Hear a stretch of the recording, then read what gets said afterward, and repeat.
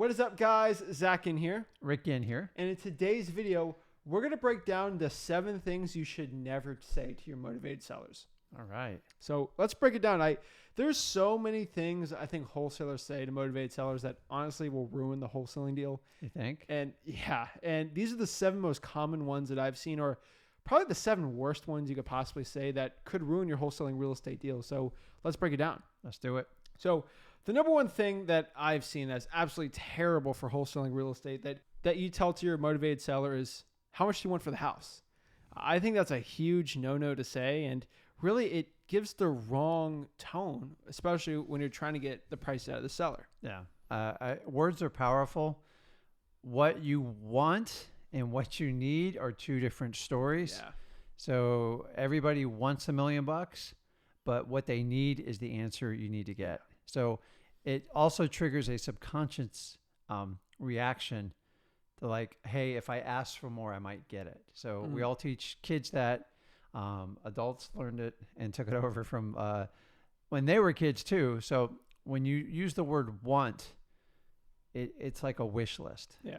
Where it's like need. What's the bare minimum to get out of this? So understanding the difference between want and need on this type of question is really, it's kind of a pass fail. I agree. I just think it's the want versus the need is a huge one. It's not that you said it like that. It's you just said want versus need. And I think it's just subconsciously, it's difference between getting an extra $10,000 to $5,000 on a wholesaling deal.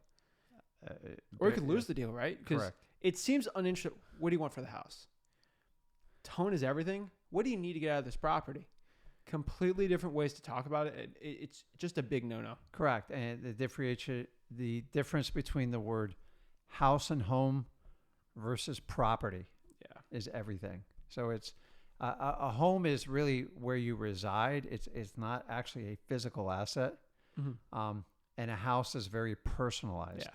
So when you go with property, unit, anything like that, it kind of takes the sting out of people's personal houses, just in my experience. I agree. The next one here is a big one, is saying filler words. But like when you're just talking to a seller, those filler words are absolutely terrible. Yeah, and the reason people use filler words is because you can't stand your own silence. And it's a mistake you're trying to cover by putting the ums and the ahs in there or stretching it out because it's awkward silence. Awkward silence often gets the question answered for you. That's the golden rule. So if you don't not everybody responds instantly when you give it. Sitting there 30 seconds waiting for a response, staring in someone's eyes, it's awkward, guys. I'll be honest. There's no other word, but if you keep speaking, you're never going to get an answer. Yeah. And that's the challenge. So when you turn around and ask that final, question about price, just be silent, be quiet, and let them. You might not get the answer you want, but at least you'll get more information so you can move them down the funnel. I'm telling you, it's huge. And of course, what's the biggest awkward silence we get in wholesaling is when we ask them, we give them an offer or we ask them what they want to sell for, and they just pause for 30 seconds thinking.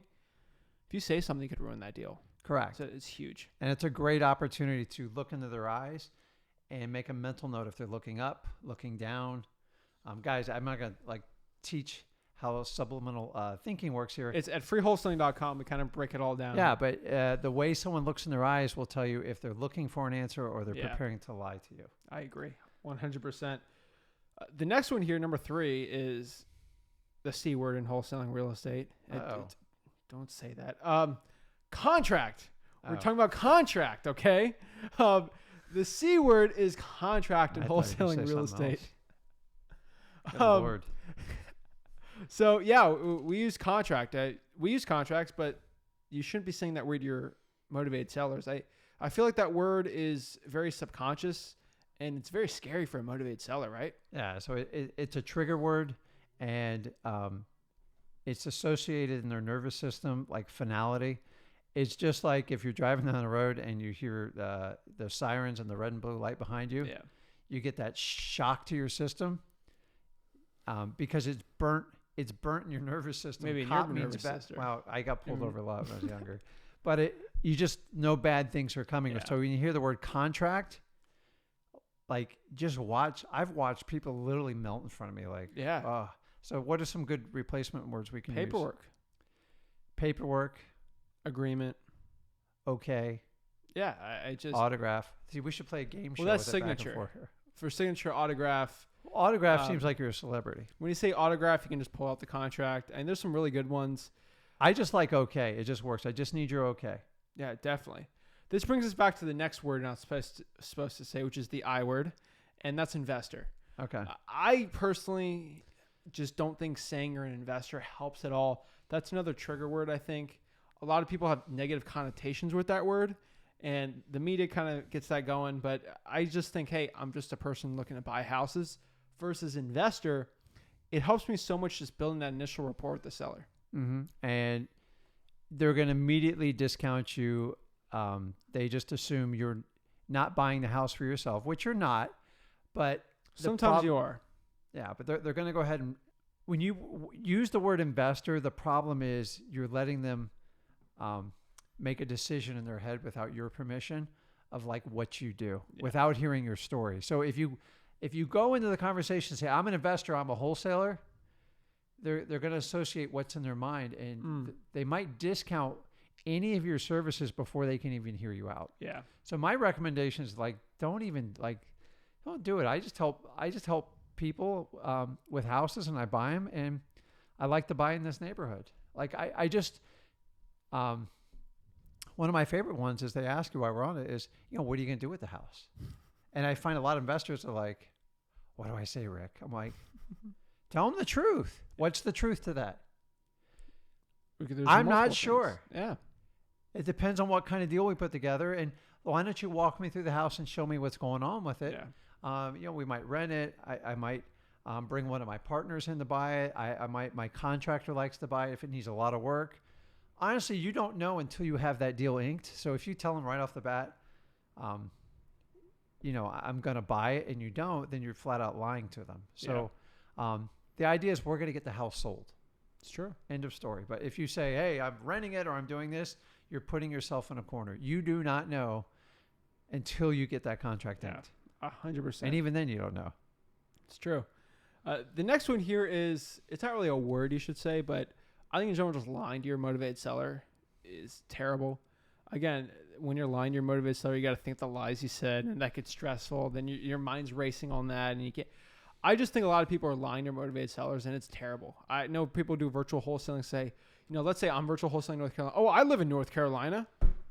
I just think the lying, you just come out, you subconsciously know you're lying, and then you're not really genuine with the person.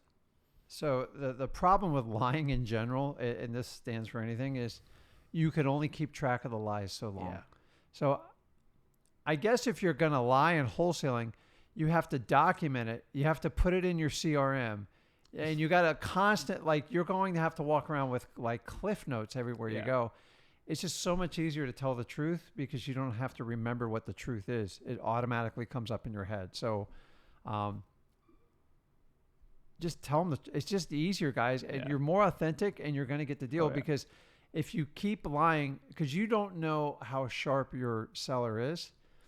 I've had people that have actually done wholesaling sell us properties, and they know exactly your lingo. So if you start walking down a road and they have experience and you're brand new to it, you're definitely not going to get the deal. I agree. I also, this comes back to something like a seller asks you a question and you lying about title or something. It's just better to say hey, I don't know. Hey, I don't know, but I do have somebody on my team. What's the best time to call you back to get you that answer? Yes. I want to make sure I get you really good information, Zach. Pulling something out of your butt that's not the truth and they find out you're lying, you can potentially lose that deal. Yeah, and the lies stack and stack, and after a while, if you're not careful, you consistently lie to everybody, and it's hard to keep relationships. You're not going to get great deals. And remember, just because you have a contract, they still have to go to the closing table. Yeah. And if they feel you're full of it, they're going to find a way to back out of the contract. Oh, yeah. I mean, this comes back to, hey, you're 18, 19 like I was. Some asked me what my age was. I'm 19. Yeah. They don't care. If you're certain, have confidence, you're good to go. Yeah. So the next one here is a little weird. This could be an advantage or really bad to say. But this is the one thing I found, golden rule here, is don't talk about politics to a seller that you don't 100% know their political stance. So if you don't know where anyone is and you just talk about something, hey, like I hate the current president or I love the current president, and you don't know their political thing, that could blow up on you really bad. But if you know 100% going in what their whatever thing is, agree with them and they'll like you a lot more. Yeah, so you have to set politics aside in certain aspects of business because you're going to discount a certain amount of customers. So it's a good rapport builder, though, if you really can do it right. So here's a couple tips. Don't make assumptions until they show their cards. Yes. So if you go in and say someone has a Trump like bumper sticker on the back, yeah, let them bring it up. Don't bring it up because it could be his friend's car, his brother's car. Someone might have stuck on his car and he doesn't know it yet. I've had a lot of bad things that happen. The son that he hates has the son on there, like the sticker on there. So I'm just telling you, sometimes they don't want to talk about it because he might be a Trump supporter and his wife just hates that part of it and she won't sign the deal because she doesn't like your politics that align with her husband. So I'm just, it doesn't change who you are. Like, be who you are, but just get into it. And if they want to engage you on it, I'm not telling you to like fake politics, but just, if it works for you and you know about the subject and it helps build rapport and you're going to make progress, go for it. Yeah. And do you know what my political party is? Wholesaling? That too. But my political party, my favorite sports team, everything. My favorite sports team and my favorite political party is the one that my motivated seller on the appointment is for that day. My favorite sports team, favorite football team is whatever the motivated seller's football team is for that day. Like, don't lie, obviously, with teams, but hey, they got a Dallas Cowboys thing. Talk about the Cowboys. Like, it's just a rapport building. That's not lying. There's a huge difference between the two. If you're just building rapport, so like I'm a Dolphins fan, like you're a Jets fan. We're on the other side. I'm of the not aisle. a Jets fan. I'm not either. Don't dare call me a Jets fan. On the camera. Dolphins are falling into Jets territory. I am. Don't even.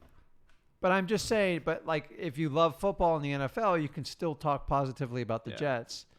If they want to go down that, I'm not going to bring it up. Like, hey, how are the Jets doing this year? The guy goes, oh, we're terrible. I agree. It's like, because you're going to just bring up pain points. You need to focus the pain on the real estate because you can open up wounds. And sometimes, to the contrary, you can walk down like a rabbit's hole on stuff. And remember, it's okay to build rapport, but at some point you still got to focus back on the real estate and walk them down the funnel. Because like I used to get really excited when people did like fishing stuff or like tanks. And next thing I'll go, oh my God, I got off like 30 minutes. I got off subject. And you actually have to start all over again because now they're like, oh yeah. You want to buy this piece of real estate? Yeah.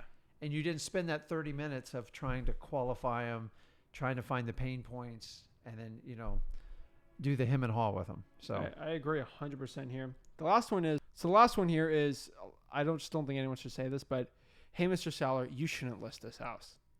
That is the worst thing that's probably one of the worst things you can say because you're putting stuff in their mind and that's not good.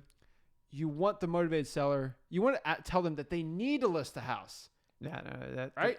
I agree. So it's, remember, if you know the answer to the question before you ask it, you'll do a lot better. Oh yeah. So, so a lot of times we bring up, hey, Mr. Seller, have you listed the house in the past or have you done anything with that?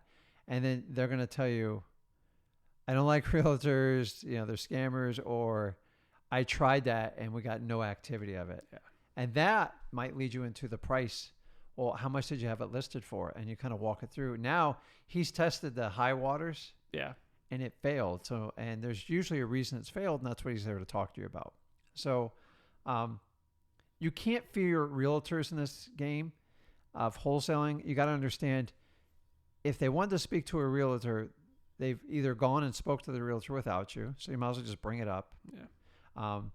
And number two, there's a reason they're talking to you. True. It's probably because the realtor can't figure out the problem, or worst case scenario, the realtor tried and failed. I've had realtors list houses that had no business ever being on the market. Yeah. Completely trashed, mold ridden. And listen, most realtors, they only know one thing. Let's just list a house and get a commission. Yeah.